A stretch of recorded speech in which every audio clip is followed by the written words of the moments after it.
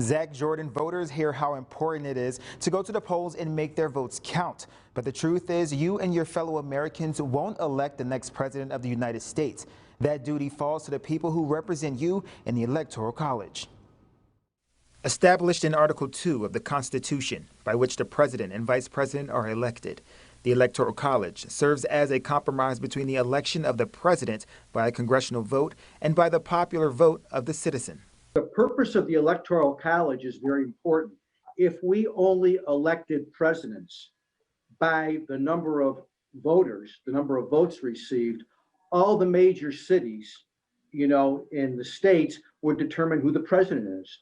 The Electoral College is made up of 538 members, with the number allocated to each state based on how many representatives it has in the House, plus its 2 senators. Right now, this is all strategy of how do you get to 270 Electoral College votes by the number of states that are out there. California, having the most people in the country, will outweigh states like Iowa.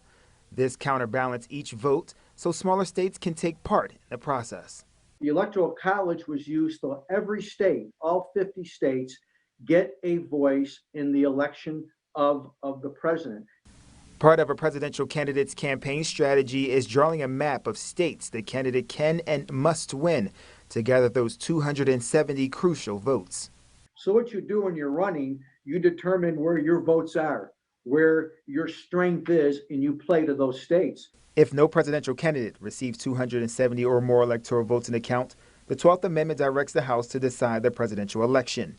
Each state's House delegation has 1 vote and must pick from the top 3 candidates who receive the most electoral votes. The Senate would also use a similar process to pick the vice president. Darrell Matthews, 18 News.